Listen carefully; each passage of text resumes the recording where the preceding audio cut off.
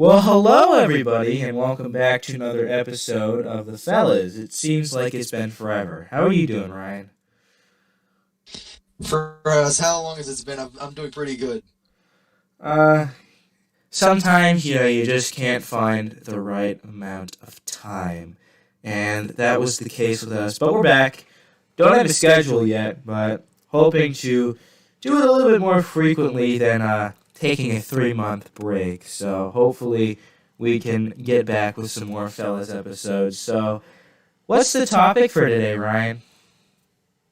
We're going to be talking about gaming flops of 2020. This year has certainly seen a bunch of games that didn't do as well as people anticipated. A lot of notable examples you can probably think of right now when we start to bring up the topic. We have a whole list of things we're going to discuss. Yeah, 2020 certainly hasn't been the best year for some games, game companies, people, etc. It hasn't been the best in general, but especially for these topics, time hasn't been on their side. So, what do you want to discuss first? First thing we're going to talk about is a game a lot of people were like, oh my god, this game is going to be really good. Because I'm pretty sure they revealed at E3 and it had really big fanfare because it was a huge Marvel game. And it was Square Enix's Marvel's Avengers. Yeah, I knew you were going to talk about that. I saw it on the Xbox store, actually, and I was, like, wondering if it was any good, and then I watched the trailer, and I was like, this doesn't look good at all, you know? When you put it up next to Spider-Man Miles Morales, it doesn't really look that entertaining. And after you watch movies like Infinity War and Endgame and the voice actors are completely different than the ones from the movies, there comes a point where you see so much of these characters as they're represented in the MCU that you just can't see them any other way. But that's not what the game is about. That's just an unfair comparison. Marvel's Avengers is like a pretty standard game. There's multiplayer, there's single player. The load times are pretty bad on base Xbox One and PS4, but that's just a review of the game. Why did it do bad? Well, first of all, Sony just shows up one day and says, hey, you know that guy Spider-Man, Marvel's big mascot, literally the face of Marvel? Why don't we make him an exclusive character and give Xbox, PC, and fucking Stadia nothing? That caused an outrage. Yep. It just doesn't even look like a good game in general. I, And it made a bunch of people mad. Yeah, Xbox got nothing, man. So then the game comes out, and Square Enix is expecting like a huge profit from it. And then they lose like $1.5 billion because Jesus nobody Christ. bought the game. The next thing you know, yes, Wow. I am correct Holy about that. shit. They lost so much. They lost so much money that other games like the Final Fantasy VII remake like barely brought the studio back into like a profit when they could have made them so much money. Marvel's Avengers bombed, like arguably the biggest bomb of the whole year. But there's another one we'll get to later that I'm sure you're thinking of in your head right now. Holy shit. I don't know if you remember. You might not, but you might. Do you remember a little game called Fall Guys? Oh, Fall Guys! I have 85 hours on Fall Guys. Jesus Christ. I think I have like 40. Holy shit. 9 in Fall Guys. Yeah, When Fall Guys started, I was like, I have to get this game. I don't like Battle Royales besides Tetris 99, but everybody knows I'm the Tetris man. So I gotta try this out. Maybe this is the Battle Royale for me. So I played it, I loved it, and I got on Discord sessions with my friends. We played a lot. We made up inside jokes. We had the time of our lives, and then we just stopped. And we later noticed that's not just us who just happened to stop at that time. It was a lot of people. And season 1 had been going for a long time. They kept launching new costumes, but even that wasn't enough to win everybody back. And so the Fall Guys kind of just fell back into obscurity. And then season 2 came out, and they were like, "We're back! Oh my God, Fall Guys is back, guys! We're gonna get back a ton of publicity with this new announcement." And then nothing really came out of it. It was a medieval theme. Is that really interesting in 2020? Yeah, it was. The Game Awards, they announced season 3, and season 3's out now. I'm not even sure if you knew season 3 was out. It is? But really? It is out, but nobody knew because the game is just that forgotten now. But why was it forgotten? Why did it fall? A little game called Among Us. Among Yeah, Us. Among Us is a prominent Among reason. Us. That's what everybody thinks of first, but Among I Us. think Fall Guys fell because when you put it up next to Among Us is a game that's different every round because communication is a key to winning it. But in Fall Guys, you have a set goal and you have to do it every single time. And they throw the same 30 games at you. They have the same couple songs. Among Us doesn't even have music. It's all about the people in Among Us. No, So there's that. There's Fall that. Guys There's that stupid fucking intro music that. It's so goddamn annoying. and people are like, but they change it every season. They just add a couple instruments. It's still the same song. Ha! I still think Fall Guys is really good. I won 9 times, and all those wins were in season 1. After that, I tried season 2 one day and I never won. I still haven't played season 3. And for anybody who's watching who's still playing Fall Guys, I salute you for being able to play it for that long without getting bored. And I hope you're enjoying the Sonic costume or the Godzilla costume or whatever they're adding now to try and get people back into the game, but it's not happening. Yeah, that. It was a fun game, and I mean, if they put it on Xbox, I would probably be playing it right now because my computer's dog shit. But they didn't, and they're probably not going to because nobody's playing it now because of fucking Among Us, which I still like Fall Guys better than Among Us. Yeah, I don't like Among Us. I played it for like 2 weeks because like I played it with my friends for like 2 weeks because everybody was, and then I was like, this game is fucking awful. Well, not the game wasn't really awful. It was more that the oversaturation in the fucking on YouTube was just ridiculous, and fucking those goddamn corpse PewDiePie bullshit videos were so goddamn annoying. I then associated that with the game, and now I have a bad association with the game. I don't want to go anywhere near Among Us. So that's Among Us for me. When we made the viral games episode of the Fellas, Among Us wasn't even a popular game that took over the internet. We didn't even cover it in our video. I think we covered Fall Guys because Fall Guys came out in August, I think, and then Among Us became popular in October. And Among Us's popularity stayed, but Fall Guys's did not. Jump Showdown's the best game.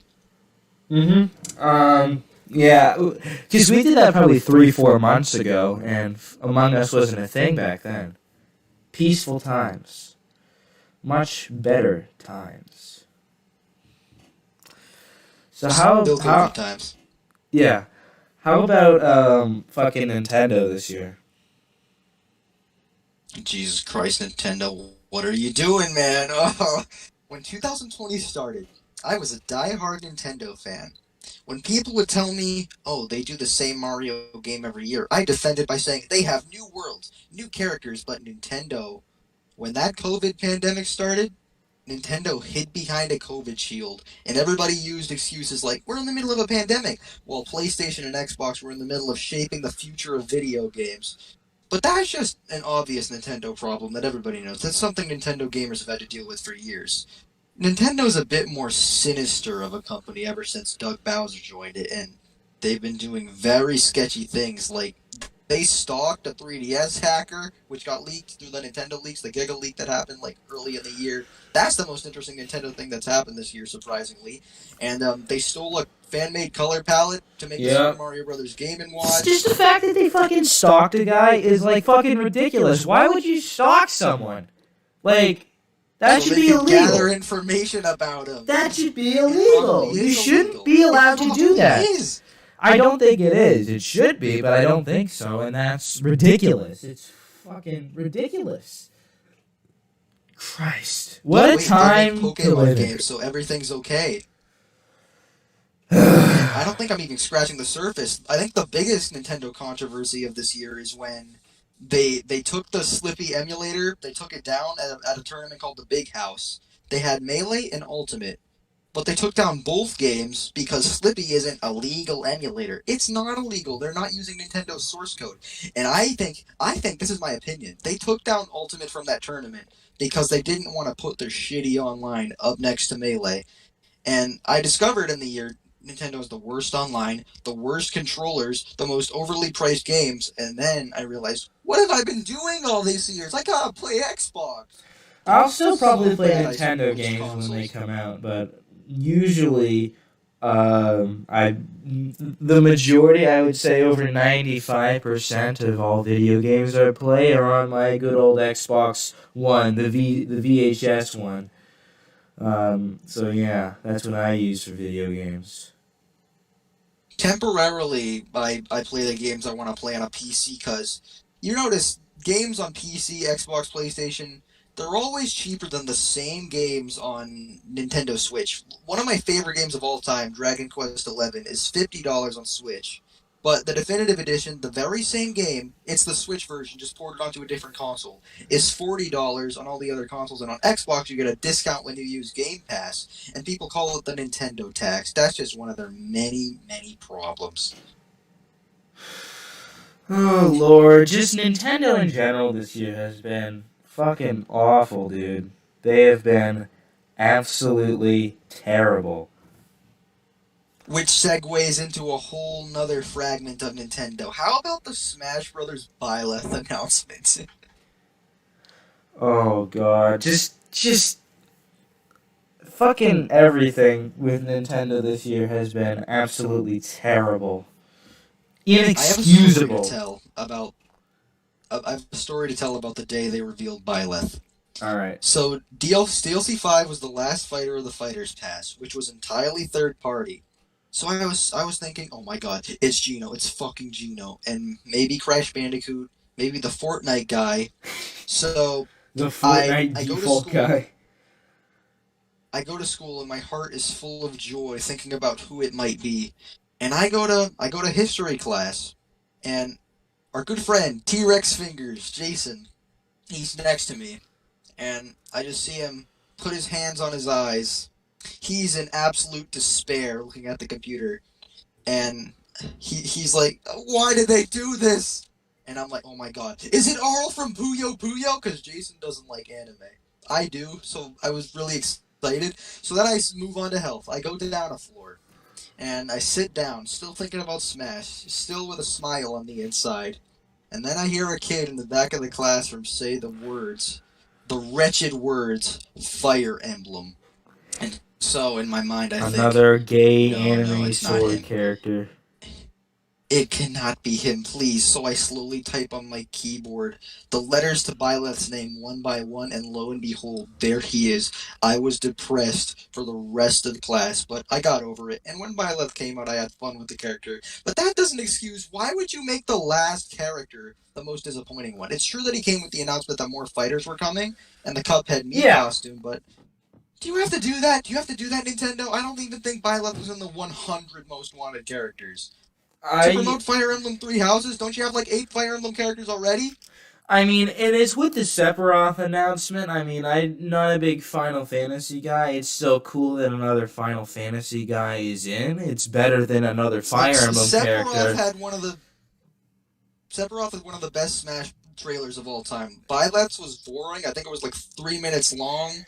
I think Sephiroth was a better inclusion than Byleth, even if I wasn't particularly excited for him. Yeah, but just the fact that there's so many sword characters that it's annoying, you know? I don't really play Smash. I don't really play Nintendo a whole lot anymore as much as I used to, because they really haven't been pumping out any games recently, like at all. So there's nothing really much to play. I just fucking play...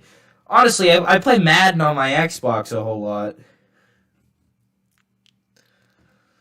Madden, fucking, what else do I play? I play Battlefront sometimes. Also been replaying Mafia, but like, just not Nintendo. I don't remember I think the last time I touched my Switch was to play Minecraft on it. Speaking of Madden, you're the Madden guy, so do you know what made such a controversy surrounding like Madden 21, NFL 21? What's wrong with those games compared to previous years? Because those are getting more backlash than any other. Well, so basically, in like the mid 2000s and early 2000s, there was competition in NFL games. There was NFL 2K, there was I think Blitz Zone, there was Madden. And so you had to put forth a good product to, get sales. And NFL 2K was $20. And so Madden had to make their game like 25 or 30 just to compete. But then the NFL, which isn't even a good organization at all, and we can, I can maybe get into that in a separate video on a separate channel, but the NFL gave the license to Madden to EA. And ever since then, the games have progressively gotten worse and worse and worse. Now, I don't think I'm fine with Madden. The gameplay is okay. It's evolved, but it's just copy and paste every year, pretty much. They add small little things to the gameplay to make it just a little bit better, but they add fucking stupid ass game modes that nobody plays. It's just a copy and paste of every single other Madden, and the thing that stands out most is the Super Bowl. If you win the Super Bowl celebrations are the same every other year. 17, 18, 19, 20, 21. They're all the same. Everything's the same. It's copy and paste. And now EA's getting pressure. I believe the NFL licensed 2K that they're able to make an arcade-style game. Not simulation like Madden, but like an arcade-style game. So hopefully that'll add some competition. But EA's been getting some big backlash because people just haven't been liking Madden since probably Madden 08. Madden 08 was the last great Madden game. If you don't know, Madden 08's the one with Vince Young on the cover. That was the last good Madden game. The last great Madden game. The last good Madden game was probably the 25th anniversary. But the last great Madden game was definitely Madden 08 because that was one of the last years when there was really competition. And then after that, it's just been a downhill product ever since. And EA needs to bring up their shit with Madden 22, or people are going to vote with their wallets. And that's what's been happening. Another bad thing about those games is that I believe these are the first games and like the first mainstream series in video game history to have $70 installments. That's not good. No, that's not Madden. That's 2K. The next gen 2K is $70. Okay, well I bet it still 60. has the same problem. What? I bet 2K is still the same thing every year, like Madden, No, except a little better because 2K gets a bit of a better rep. I've heard 2K is better than Madden. I've heard that. I'm not a big basketball guy. I'm a football guy. I've heard that 2K games are better than Madden games, and I believe that. Because 2K isn't made by EA. EA also has a basketball game. Like I think you saw it NBA Live or something. But 2K makes the better basketball games, so they get more money, more sales. 2K used to make the better football games, but they don't have a license anymore. It's pretty disappointing, but there's only one other thing in this console generation that's really disappointing me right now. The lack of stock for the PS5 and the Oh Series X. my god. Oh lord. What the hell? You If can't you're gonna launch a console, let us buy it! you can't get a PS5, you can't get an Xbox. I mean, I wanted an Xbox for Christmas, and I kind of knew it was a long shot. But obviously wasn't able to find one. I'll probably get one for my birthday, which is in April. PS5, which obviously the PlayStation brand is more popular than the Xbox brand as an Xbox guy, I can admit that. So obviously the PS5 is going to sell more. It's completely out of stock. You can't find it anywhere. Not online, not in stores, nowhere. You cannot find the PS5. Can't find the Xbox, but just the PS5, which has more demand, you can't find that shit anywhere. You either have to be lucky enough to find it just sitting out there in the wild, or be lucky enough to find it online. And online, there are so many people trying to help me. My cousin said he'd look out for it. My mom's helping me. My dad and a couple other people he knows are trying to help me. And there's someone who's near me who bought 3 Xboxes and didn't even know I wanted one. I've been going through so much hardship trying to get this damn console. I even have the money to buy it. I have $500 sitting in my room, ready to get this console, but I just can't have it. And one day I was hoping I could go to Taco Bell to maybe get the cup and have a chance to win the console, but the lights were off. That place is closed because of COVID. And I have literally like 10 Xbox 360 games. I'm fully prepared. I have the money for Game Pass. I have the controller. I have gift cards. I have another Visa gift card to stack onto my Xbox money. I am hysteric about this. I want the console. Get me out of Nintendo. Hopefully, they will have more stock soon, but as of right now, which what normally happens with every console launch, they are nowhere to be found. I think that's it, unless you have anything else to add For this topic or for this episode? for this episode. Well, Xbox Series X and PS5 are next gen consoles, but what about the next gen games? There's one really big release that stands out in particular that's faced Oh heavy backlash, yeah, refunds, I and forgot. I flops. completely forgot about this one. So I actually we're obviously talking about Cyberpunk 2077, the game that you can Yes, the customize, king of delays. the game where you can customize your genitals. I watched the commercials when they were on, obviously the E3, and I thought it was gonna be good. I bought it for $60. Well, I bought a gift card, and then I bought it on the digital, and I played it, and I'm gonna wait to finish it till I get the Series X, and the reason being, the graphics and the gameplay are dog shit on previous gen consoles. It does not run well at all. The lighting, the And graphics. they marketed the game for next gen. I mean previous gen. They marketed the game for Xbox One and PS4. Then when it released on those consoles, it was littered with bugs and glitches, It's making people awful. think, did we get ripped off?